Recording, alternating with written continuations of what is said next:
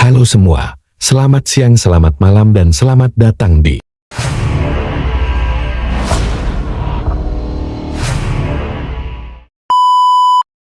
Sebelum kita mulai, alangkah baiknya tidak sendirian, karena mungkin saja makhluk tak kasat mata ada di samping Anda.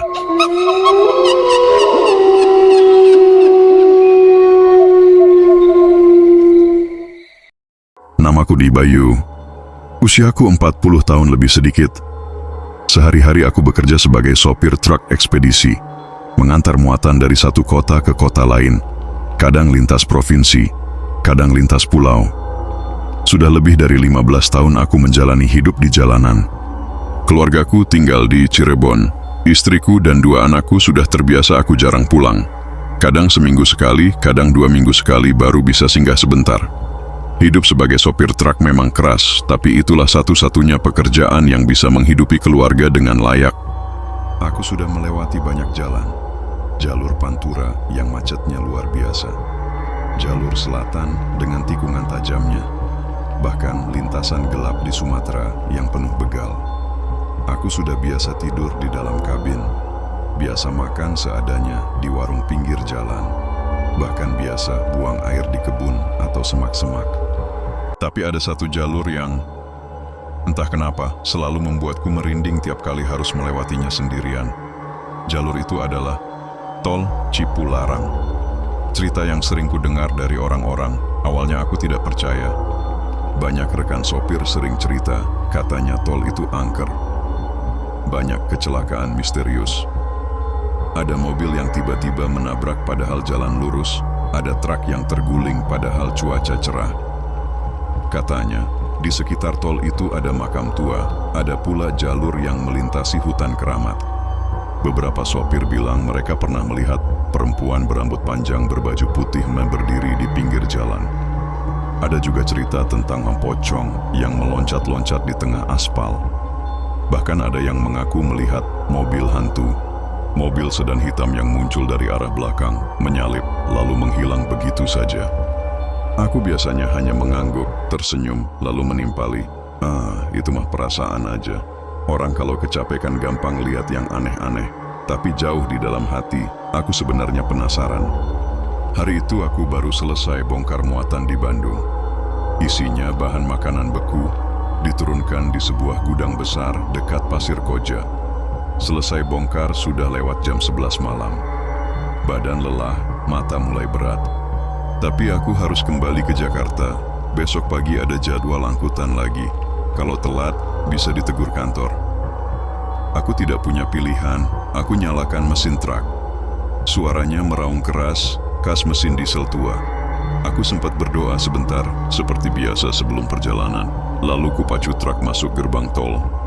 Suasana malam itu sepi. Angin dingin menusuk, membuatku merapatkan jaket. Aku putar radio, tapi yang keluar hanya suara kresek-kresek. Ku coba ganti frekuensi, sama saja. Akhirnya ku putuskan mematikan radio. Ya sudah, temanku malam ini cuma mesin. Gumamku sambil tersenyum kecut. Truk melaju stabil. Lampu-lampu jalan berdiri berjejer, sinarnya kekuningan, redup.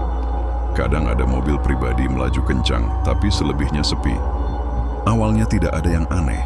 Hanya suara ban menggesek aspal dan deru mesin. Tapi semakin jauh masuk, suasana berubah. Udara terasa lebih dingin, padahal jendela hanya terbuka sedikit. Anginnya aneh, bukan angin malam biasa. Rasanya lembab, seperti keluar dari gua gelap. Sekitar pukul 12:30, aku melihat sesuatu dari kaca spion kanan. Awalnya samar, seperti bayangan pohon yang tersapu sorot lampu. Tapi semakin lama, semakin jelas. Itu seperti sosok manusia, berlari mengikuti kecepatan trukku. Aku langsung merinding, mataku kupaksa fokus ke jalan, pura-pura tidak melihat. Tapi naluri membuatku tetap melirik. Dan ya, sosok itu masih ada, hitam, berlari sejajar dengan trukku. Aku usap wajahku. Astagfirullah, jangan ngaco Bayu, jangan halu. Aku percepat truk sedikit, berharap bayangan itu hilang. Tapi justru semakin nyata. Rambutnya panjang, bajunya hitam, gerakannya cepat tapi tidak menapak tanah.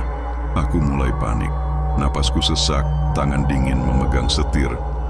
Tiba-tiba, Kriet, non kursi penumpang di sebelahku berdecit seperti ada yang baru saja duduk. Aku menoleh spontan dan hampir saja jantungku copot. Di kursi itu yang sejak awal kosong, sekarang ada penumpang misterius.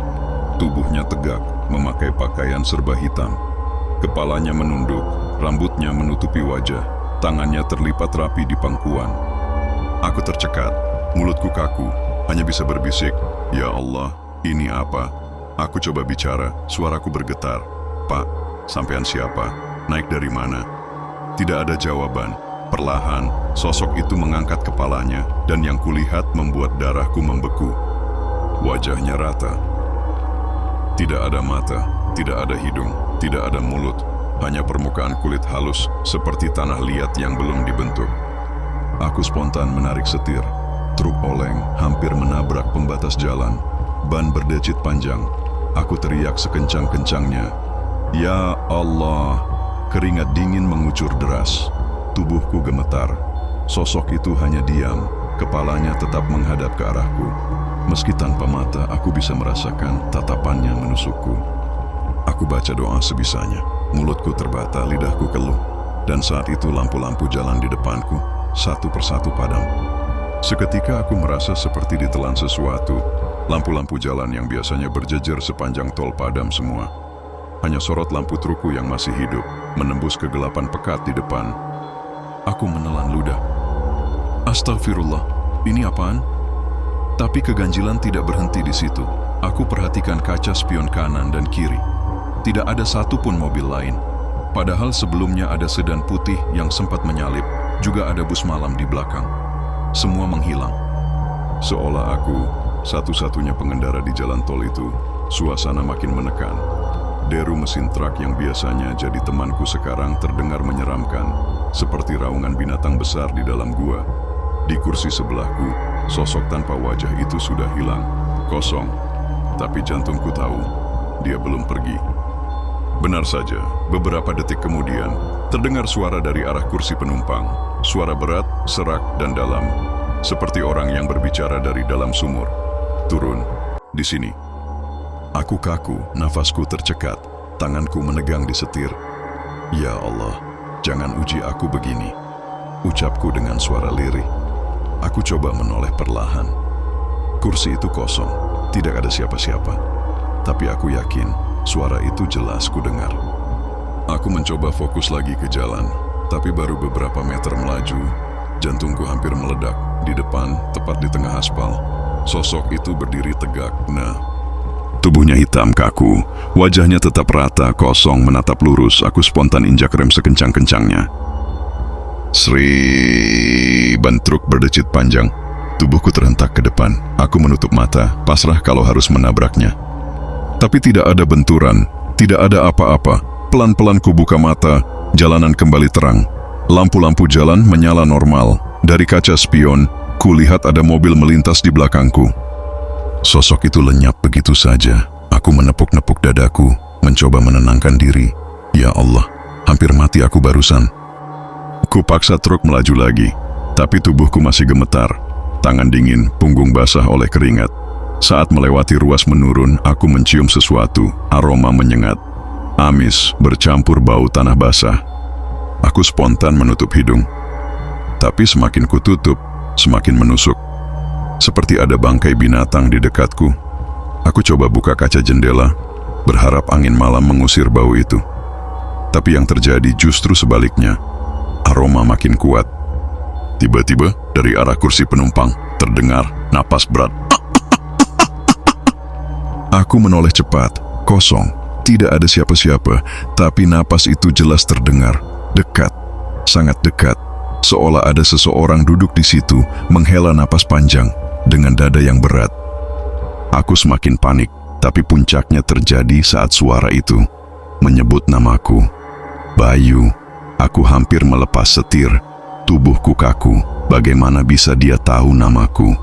Bayu, berhenti, turun sekarang. Suara itu bergaung, bukan hanya dari sebelahku, tapi seperti dari segala arah.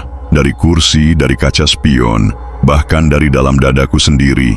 Aku gemetar, suaraku nyaris pecah. Jangan ganggu aku, Aku cuma numpang lewat. Aku manusia, kamu bukan. Jangan ikut denganku. Aku injak pedal gas dalam-dalam, berharap segera keluar dari ruas ini. Tapi anehnya, jalan seolah tidak ada habisnya. Biasanya aku hafal tol ini. Ada belokan, ada tanjakan, ada rest area. Tapi yang kulihat hanya jalan lurus panjang tak berujung. Aku mulai curiga. Jangan-jangan aku tidak lagi berada di jalan tol yang sama. Pandanganku makin kabur. Lampu-lampu jalan seolah menari. Suara mesin bergema aneh. Dari kaca spion, aku melihat lampu terang mendekat cepat dari belakang. Sebuah truk. Aku lega. Syukurlah ada kendaraan lain. Tapi kelegaanku tidak bertahan lama. Truk itu semakin dekat, tanpa suara. Bannya tidak menimbulkan gesekan sedikit pun. Bahkan tidak ada raungan mesin. Lampunya menyilaukan. Aku sempat angkat tangan menutup wajah. Saat lampu itu tepat di belakangku, aku merasa trukku berguncang hebat. Aku menoleh ke kaca spion lagi, dan tidak ada apa-apa. Truk itu hilang begitu saja. Aku hampir menjerit. Astagfirullah, astagfirullah. Tiba-tiba, dari arah kiri jalan, aku melihat pohon besar berdiri tegak. Padahal di tol tidak ada pohon sebesar itu di tengah jalur. Aku refleks membanting setir ke kanan. Truk oleng, ban menjerit keras. Badanku terhentak ke dinding kabin, hampir saja terguling. Aku teriak keras sambil terus berdoa. Dan anehnya, setelah beberapa detik, pohon itu lenyap. Jalan kembali kosong, aku benar-benar lemas. Rasanya ingin menepikan truk saat itu juga, tapi entah kenapa, aku merasa tidak boleh berhenti. Perlahan, aku mulai bisa mengendalikan napas. Tapi kemudian, di kaca depan, aku melihat sesuatu. Bayangan samar, seperti wajah manusia, bukan dari luar, tapi dari dalam kaca. Aku menatap lebih dekat, dan wajah itu semakin jelas. Itu wajah Rata. Sama seperti sosok yang duduk di sebelahku tadi. Bedanya, kali ini, wajah itu tersenyum. Senyum lebar, tanpa bibir. Aku langsung banting pandangan, tak berani melihat lagi. Tubuhku menggigil hebat. Aku terus melaju, entah sejauh apa. Jalan seolah tidak pernah berakhir. Suara-suara aneh terus terdengar. Kadang seperti tawa kecil, kadang seperti tangisan jauh. Aku benar-benar tidak tahu apakah aku masih berada di dunia nyata atau sudah terjebak di dunia lain. Yang jelas, aku sadar satu hal. Aku tidak sendirian di jalan tol itu. Setelah sekian lama menahan teror, aku akhirnya melihat sesuatu yang membuatku sedikit lega. Papan penunjuk bertuliskan, Rest Area 72, 2 kilometer lagi. Aku hampir menangis saking leganya. Alhamdulillah, akhirnya ada tempat berhenti. Tanganku gemetar memegang setir. Nafasku masih tidak teratur. Aku butuh berhenti, meski hanya sebentar, untuk menenangkan diri. 2 kilometer terasa sangat panjang, tapi akhirnya aku melihat lampu-lampu terang, tanda area istirahat. Aku langsung membelokkan truk ke jalur keluar rest area. Namun, begitu masuk, suasana terasa aneh. Biasanya rest area Cipularang ramai, selalu ada mobil pribadi, bus, atau truk lain yang berhenti. Tapi kali ini, kosong. Lengang, tempatnya cukup luas, ada bangunan toilet, mushola, beberapa kios. Tapi semua tampak sepi, seperti tidak ada orang sama sekali. Aku memarkir truk di dekat warung kecil, jantungku masih berdegup kencang, keringat dingin membasahi tubuhku. Aku turun perlahan, menjejakkan kaki ke aspal. Udara malam menusuk lebih dingin dari biasanya. Aneh banget, gumamku. Mataku tertuju pada warung di pojok, lampunya redup, remang-remang kekuningan. Seperti ada kehidupan di sana. Dengan langkah ragu, aku mendekat. Semakin dekat, semakin terasa hawa aneh yang sulit dijelaskan. Tirai bambu warung bergoyang pelan, seolah ada angin dari dalam. Padahal angin di luar hampir tidak ada. Aku melongok. Di dalam, ada seorang lelaki tua duduk di bangku kayu. Wajahnya tirus, kulit keriput, memakai baju lusuh. Matanya menatap kosong ke arahku. "Permisi, Pak." Suaraku lirih. Lelaki itu tidak langsung menjawab. Ia hanya tersenyum tipis, lalu menunjuk ke kursi di depannya. Aku ragu, tapi akhirnya duduk. Tanpa berkata apa-apa, lelaki itu menuangkan minuman ke gelas plastik bening. Mendorongnya ke arahku. "Ayo diminum dulu, biar tenang." Suaranya serak, tapi jelas. Aku menatap cairan dalam gelas itu. Warnanya aneh, tidak jernih seperti teh, tidak pula keruh. seperti kehitaman, tapi berkilat merah di bawah cahaya lampu. Aku menelan ludah. Ini apa ya, Pak? Lelaki itu tersenyum samar. Minuman orang sini, katanya bisa bikin kuat kalau lewat Cipularang malam-malam. Aku tidak langsung menyentuhnya. Naluri dalam diriku menolak, tapi sopan santun membuatku hanya mengangguk kecil. Terima kasih, Pak, tapi saya masih kenyang. Aku menutup mulut, berusaha menghindar. Lelaki itu tidak marah. Ia hanya tersenyum lagi, tapi kali ini senyumnya lebih lebar, dan aku bisa melihat giginya hitam semua, seperti arang. Tanpa aku tanya, lelaki itu mulai bercerita. Banyak yang tidak tahu. Jalan ini bukan jalan biasa. Dibangun dengan mengorbankan sesuatu yang tidak bisa kau lihat. Tanahnya haus darah. Itu sebabnya sering ada kecelakaan. Aku tercekat. Aku pernah dengar rumor semacam itu, tapi tidak pernah mendengar langsung dari orang sini. Lelaki itu melanjutkan, suaranya makin pelan, seperti berbisik. Setiap ada kecelakaan, darah mereka diserap.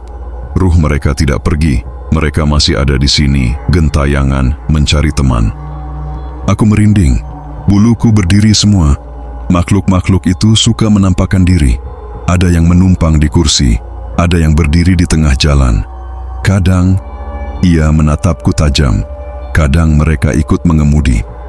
Jantungku hampir berhenti. Aku ingat jelas tadi sosok itu muncul di kursi penumpang. Apa? Bapak tahu semua itu? Tanyaku gemetar. Lelaki itu menunduk, suaranya serak, hampir seperti geraman, karena aku salah satunya. Aku membeku. Perlahan, lelaki itu mendongak, dan aku melihat wajahnya berubah. Matanya membesar, hitam pekat, kulitnya semakin pucat, mulutnya melebar tidak wajar. Tiba-tiba, wajahnya menjadi rata. Sama persis dengan sosok yang kulihat di truk. Aku terlonjak mundur. Kursi jatuh terhempas. Nafasku megap-megap. Aku berlari keluar warung secepat mungkin. Aku berlari ke arah truk, tapi saat menoleh ke belakang, aku terkejut. Warung itu tidak ada. Hanya ada lahan kosong gelap. Tidak ada bangunan, tidak ada lampu, tidak ada siapa-siapa. Aku terpaku, lututku lemas. Bagaimana mungkin? Aku baru saja duduk di sana, mendengar suara lelaki itu, bahkan mencium aroma minumannya. Tapi kini, rest area itu tampak seperti tanah kosong yang ditinggalkan. Aku cepat-cepat naik ke truk, menyalakan mesin, dan tancap gas keluar dari area itu. Baru beberapa meter keluar rest area, aku merasakan sesuatu. Kursi di sebelahku terasa lebih berat. Aku melirik perlahan kosong. Tidak ada siapa-siapa, tapi sabuk pengaman penumpang terlihat menegang, seolah sedang digunakan seseorang. Aku menutup wajah dengan tangan gemetar. Ya Allah, jangan ikut denganku. Tapi dari sudut mataku, aku melihat ada bayangan samar. Bayangan lelaki tua tadi. Ia duduk tenang, menoleh padaku tanpa wajah. Aku terus melaju, kini lebih cepat. Jalanan semakin panjang, semakin mencekam. Aku sadar satu hal. Aku tidak sedang sendiri di kabin, dan mungkin sejak awal aku memang sudah tidak lagi di dunia yang sama. Aku terus memacu trukku, berharap cepat keluar dari jalan tol ini. Tapi jalan seolah semakin panjang, tidak ada ujungnya. Tiba-tiba setir di tanganku bergetar sendiri. Aku menegang, seolah ada tangan lain yang mencoba memutarnya. Astagfirullah, jangan, lepaskan, teriakku. Tapi aku bisa merasakan ada sesuatu yang kuat sekali mencengkeram setir dari arah kursi penumpang. Aku menoleh sekilas dan hampir gila melihatnya.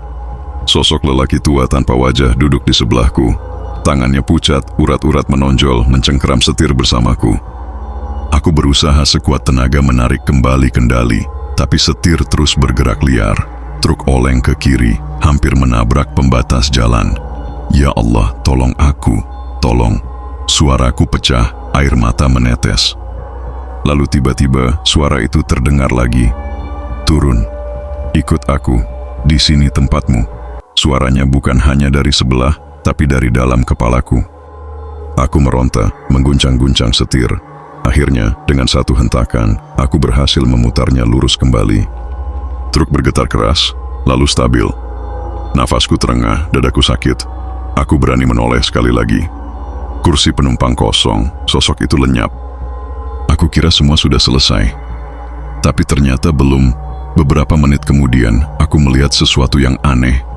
Jalan di depanku seolah terbelah dua. Yang satu jalur terlihat terang, mulus, dengan lampu jalan. Yang satu lagi gelap, penuh kabut, tapi terasa menarik. Seolah ada kekuatan yang mengarahkan ke sana. Tangan di setirku kembali bergetar. Truk seolah ditarik ke arah jalan gelap itu. Aku tidak mau ke sana. Teriakku keras, aku injak pedal gas, memaksa melaju ke jalur yang terang. Ban truk berdecit panjang, asap mengepul. Sesaat kemudian, pandanganku gelap. Saat membuka mata, aku terkejut. Jalanan berubah, tidak ada lagi lampu, tidak ada lagi marka jalan. Yang kulihat hanyalah kabut putih pekat di sekelilingku. Aku mengerem, truk berhenti perlahan, keluar lewat kaca. Kulihat, ada puluhan orang berdiri di pinggir jalan. Mereka diam, tubuhnya lusuh, ada yang penuh luka, ada yang berlumuran darah. Wajah mereka pucat, sebagian rata. Matanya kosong, aku terpaku. Itu bukan orang hidup, itu arwah-arwah korban kecelakaan. Tiba-tiba salah satu dari mereka mendekat ke trukku. Wajahnya rusak parah, darah masih mengalir dari kepala. Ia menatapku, lalu berbisik pelan, "Temani kami." Aku berteriak histeris, membanting setir, menginjak gas sekencang mungkin. Aku melaju kencang tapi kabut tidak habis-habis. Arwah-arwah itu terus muncul di kiri kanan, berlarian, menatapku dengan mata kosong, sampai akhirnya aku melihat sosok lain di depan. Seorang perempuan, rambut panjang terurai, gaun putih robek-robek, wajahnya pucat, penuh darah. Ia berdiri tegak, mengangkat tangan, seolah menyuruhku berhenti. Aku menginjak rem sekuat tenaga, ban truk berteriak panjang. Tubuhku terhentak, perempuan itu mendekat, perlahan. Dari bibirnya yang sobek, keluar bisikan lirih. "Aku meninggal di sini, jangan lewat sini sendirian, pulanglah." Aku kaku, tidak bisa bicara. Ia terus menatapku dengan mata yang penuh luka. Lalu perlahan, tubuhnya memudar, menghilang di telan kabut. Aku tidak tahu bagaimana caranya, tapi tiba-tiba semua kembali normal, kabut hilang. Lampu-lampu jalan menyala, jalan tol terlihat biasa lagi. Aku menoleh ke belakang, kosong. Tidak ada arwah, tidak ada sosok. Hanya jalan tol seperti biasanya. Aku hampir tidak percaya. Jam di dashboard menunjukkan pukul 03:00 dini hari. Seingatku, aku masuk tol sekitar pukul 01:30. Tapi kenapa rasanya aku terjebak berjam-jam di sana? Akhirnya aku berhasil keluar tol, menuju pintu keluar pada larang. Saat berhenti di pos untuk membayar, petugas tol memandangku aneh. "Pak, nggak apa-apa." Wajahnya pucat sekali. Aku hanya mengangguk cepat. Iya, saya capek. Tapi aku tahu, wajahku bukan sekadar pucat. Aku masih membawa ketakutan yang menempel. Beberapa hari setelah kejadian, aku menceritakan pengalaman itu kepada teman-teman sesama sopir truk. Mereka saling pandang, lalu salah satu dari mereka berkata, "Kamu lewat Cipularang sekitar jam berapa?" "Sekitar jam 2 pagi. Jawabku. Sopir itu menghela napas panjang. "Itu jam rawan. Banyak kejadian aneh di situ," katanya. "Jalan itu dibangun dengan memotong perbukitan keramat. Banyak roh yang terganggu, makanya jangan heran kalau suka ada penumpang misterius atau jalan yang berubah." Aku merinding mendengarnya. Beberapa malam setelah itu, aku tidak berani lagi lewat Cipularang. Tapi aku masih dihantui mimpi buruk. Kadang aku mimpi sedang mengemudi, lalu sosok tanpa wajah itu muncul lagi di kursi sebelah. Kadang aku mendengar suara berat berbisik, "Bayu." Aku bangun dengan keringat dingin, dada berdebar. Entah itu hanya mimpi, atau mereka memang masih mengikutiku. Kini setiap kali aku lewat jalan tol, aku selalu membaca doa dengan khusyuk. Aku percaya ada dunia lain yang tidak kasat mata, dan mereka bisa muncul kapan saja. Aku tidak pernah melupakan malam itu di Cipularang. Sosok tanpa wajah, rest area yang tidak ada di peta, arwah-arwah korban kecelakaan, semua masih terbayang jelas. Dan aku tahu, kalau suatu saat aku harus lewat jalan itu lagi, mungkin mereka akan kembali menemuiku.